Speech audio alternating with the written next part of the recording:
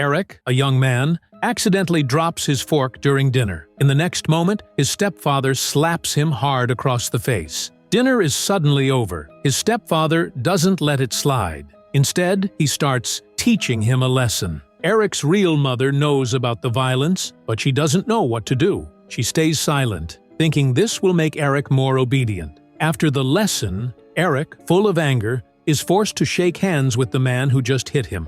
These beatings happen all the time. Eric's life is full of violence, but violence only leads to more violence. To let out his anger, Eric begins to fight with his classmates at school. One day, he beats up his friend badly. The other students just watch, too scared to step in. Eric is known for his short temper and gets into fights often. Eventually, the school principal has enough and expels Eric, but Eric doesn't care. As he leaves, the principal threatens him, but Eric ignores the warning. At home, Eric's mother, hoping for a better future for him, sells some of the family's artwork to set up money for his education. She tells Eric to meet a friend of hers, Gunnar, a lawyer. Gunnar gives Eric his business card and tells him to call if he ever needs help. Eric is confused and just stares at the card. After Gunnar leaves, Eric's mother tells him she's disappointed about his expulsion. Then, she surprises him with the news. She has already enrolled him in a new school, Stjärnberg, an all-boys boarding school. She makes it clear this is his last chance. Eric promises to do better and says he won't get expelled again. When Eric arrives at Stjärnberg, he looks different. He's wearing a uniform and his hair is cut short. His new roommate, Pierre, is the smartest student at the school. The two quickly become friends, and Eric realizes Pierre is friendly and easy to talk to. That evening, as they head to dinner, Eric meets Johan, another student. Johan explains that at Stjärnberg, the way you're treated depends on your social status. He tells Eric that the rich kids, like Otto and Alain, have the power to bully others without fear of punishment. They're part of the student council, which gives them special privileges. The next day, Otto and Alain call out a student sitting next to Eric. The student comes from a regular family, while Otto and Alain are from wealthy, noble families. They pick on him because they know they won't be punished. Later, they target Eric. They want to initiate him, as is the tradition for all new students. Eric refuses, and because of this, Johan ends up being punished. Otto hits Johan on the head, and Johan is taken away by medical staff. That night, Otto and Alain plan to make Eric clean a pile of dirty shoes, but Eric refuses again and walks out. This makes Alain, one of Otto's friends, angry. He asks Otto what to do about Eric. Otto tells him to leave Eric alone, for now. Eric tells Pierre about what happened, and Pierre becomes serious. He warns Eric not to disobey Otto and Alain again. Pierre explains that anyone who refuses them always gets punished. Eric, who was once a bully himself, brushes it off, saying he's not scared of them. He insists that he won't follow their orders. Later, Eric and Pierre talk about how to stand up to Otto and Alain without using violence, but it seems impossible. Most students just obey them to avoid getting hurt. The next day, Alain bumps into Eric and demands an apology. Eric refuses, saying it was Alain's fault. Enraged, Alain challenges Eric to a fight later that night. Pierre and Johan warn Eric that Otto and Alain never fight alone. They always bring friends. Eric plans to fight at first, but then remembers his mother's advice to behave well. Later, Pierre offers him a cigarette to relax, and Eric reluctantly agrees. When Eric doesn't show up for the fight, Otto mocks him. The next day, Otto criticizes Eric in front of everyone for disobeying the student council. In a mock trial, Otto sentences Eric to a month of detention and orders him to dig a trench around the school. Eric works on the trench until late and misses dinner. While eating alone, a cafeteria worker named Maria approaches him. She says he reminds her of her brother, who also refused to obey authority. Maria shares that her brother's defiance cost him a lot, but he never gave up.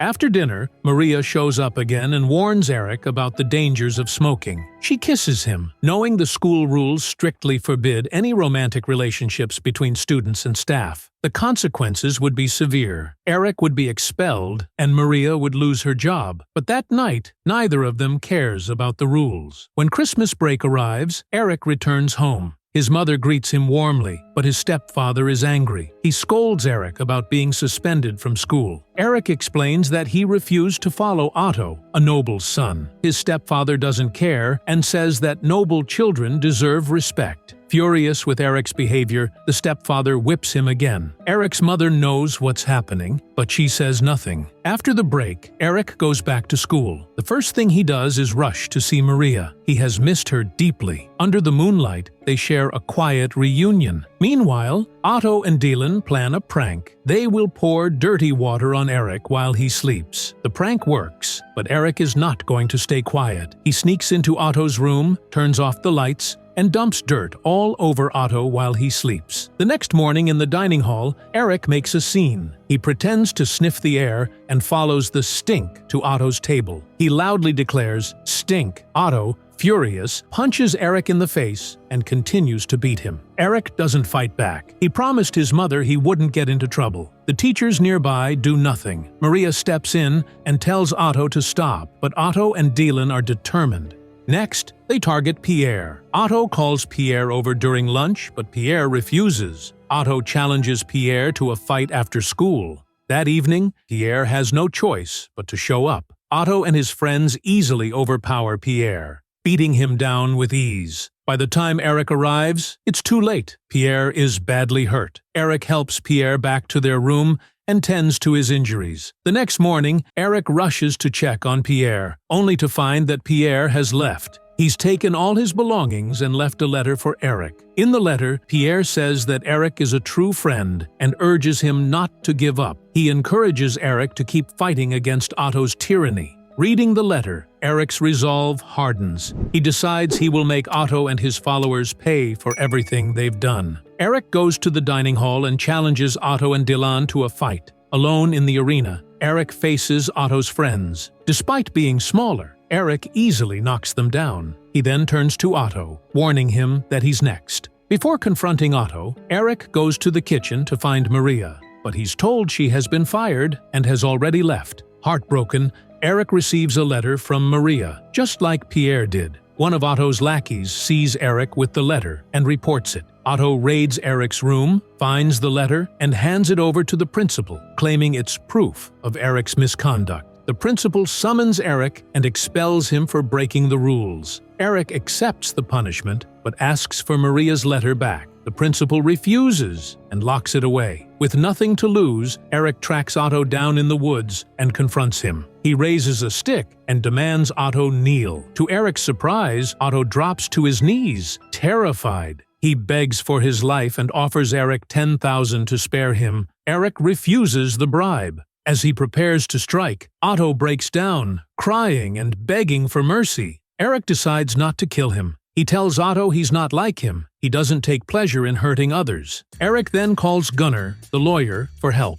Gunnar quickly arrives. Together, they go to confront the principal. Gunnar threatens to expose the school's corruption, and the principal, with no choice, agrees to Eric's demands. The student council is disbanded, and Otto's power is broken. Eric enjoys a peaceful time at school until graduation. His mother is proud of his success, but his stepfather remains unhappy because of Eric's poor behavior record. When his stepfather tries to whip him again, Eric fights back, declaring that violence in their home will end. He kicks his stepfather out of the house. Later, Eric reunites with Pierre, who is about to continue his studies in Geneva. The two friends promise they will meet again someday.